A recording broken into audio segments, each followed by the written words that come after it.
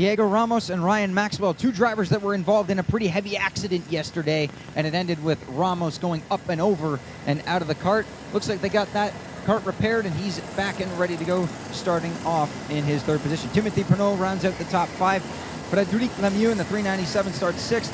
William Botelier seventh. Joshua Sumvalis eighth. Major Makovskis in ninth, and Antoine Lemieux rounds out the top 10 as the field gets lined up and ready to go, coming down for hopefully the green flag.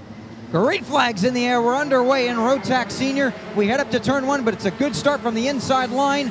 Ingrata up into the lead. Maxwell into second. Frédéric Lemieux up into third.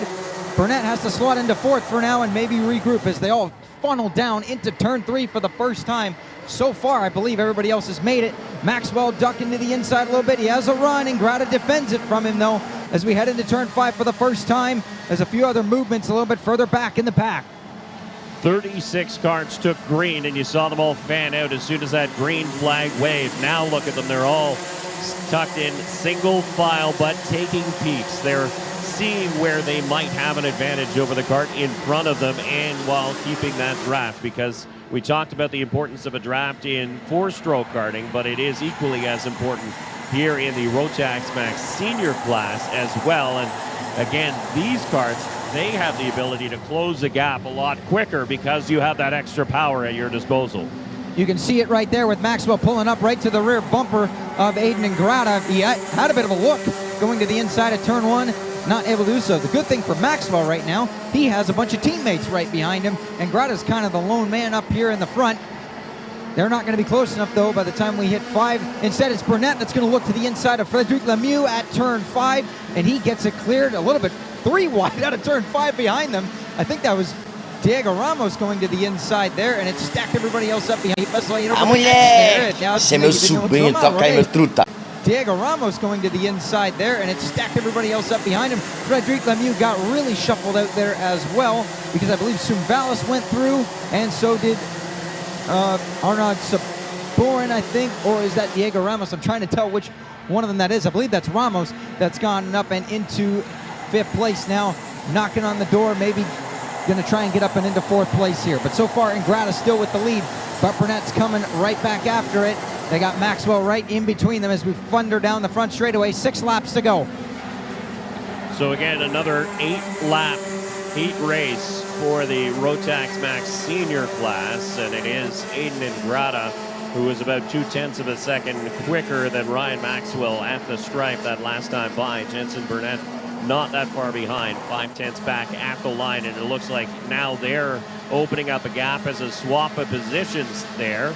Right, Se meu sobrinho toca aí meu truta. 0.5 back at the line, and it looks like now they're opening up a gap as a swap of positions there for fourth and fifth.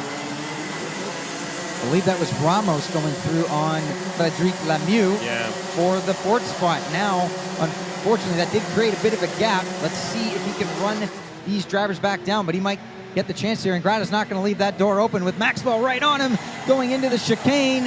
Which way does Burnett go here? Looking.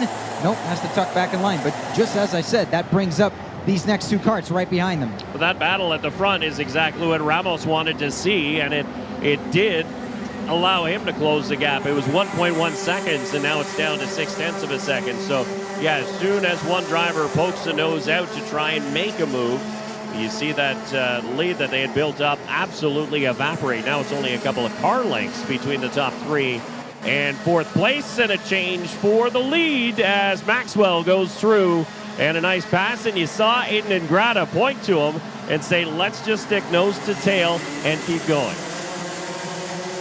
Previously have all Rotax Micro Minimax competitors should now be on the grid. That's Rotax Micro Minimax competitors should now be on the grid. Rotax DD2 to the pre-grid. Rotax DD2 to the pre-grid. Thank you. Maxwell starting to break away just a little bit. Ingrata got it back on the brakes, though. This could go any way of about, I would say, 6 or 7 with the front group really lined up. And even you look at the top 10, they're all right backed up with each other here. So Maxwell with the lead. How does he take this one through? Burnett tried to stick the nose on the inside of Ingrata at the top of turn 2. Couldn't quite get it done there. I think we're in for another move, Dave, once we hit turn 5. Burnett's got a bit of a run. Let's see, does he peak? Yep, here he comes to the inside.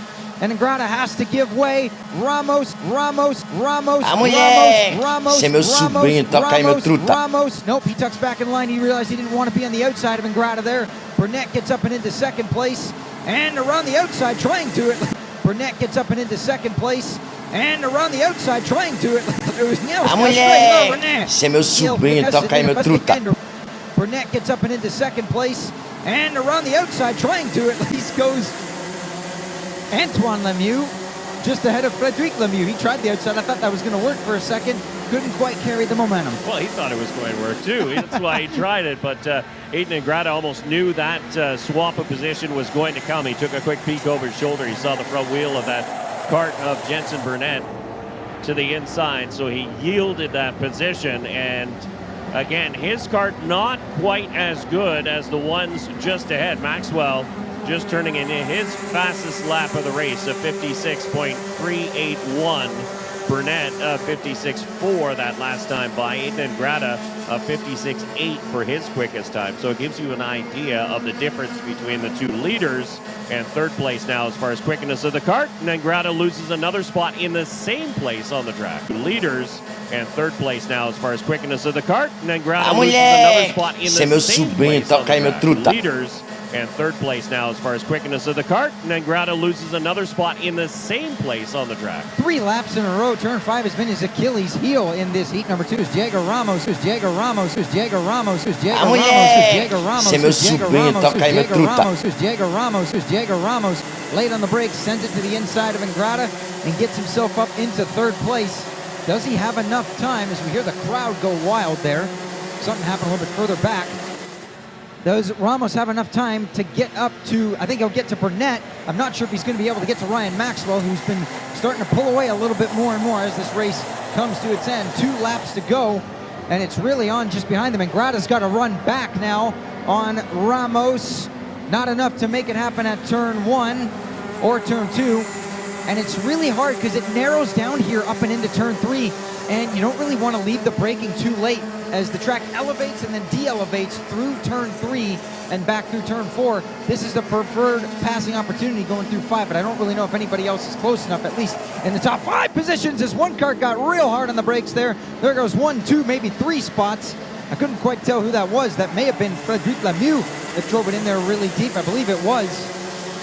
Nope, we talk about all the grip on the track, but again, with the speed that these karts are carrying, it is easy to overpower that grip and make a mistake. And one small mistake when you're running this quickly as far as lap times go and gaps in between the karts and drivers. And it doesn't take long as we've got one driver in trouble and now stuck on the grass trying to get back onto the track. And that is the 314 of Sam David, I believe. David was running in 27th position, so he'll get going. That's little help with the corner marshal there. Just on the exit of turn 6, I believe he's getting back going. Meanwhile, 1 more lap to go, and I believe Ryan Maxwell has this one made, unless he has any sort of issues here in the last half of the lap. As Burnett, I believe, is just up ahead. He's about 3/10 that last lap around up on Ramos, but we'll see how that draft carries them, not more or less through the bowl here, but once we get around the sweeper and heading into the chicane for the final time. But Maxwell in a position where he doesn't need to defend and worry about attacks behind him. It's really on what's going to happen behind him here. You can see Burnett favoring to the inside, trying to not let Ramos go through, and I don't believe he will. And I believe the top 5 is going to be set in stone coming to the checkered flag, and it is Ryan Maxwell making up for the crash yesterday by winning heat number 2 over Jensen Burnett. Diego Ramos. Diego Ramos.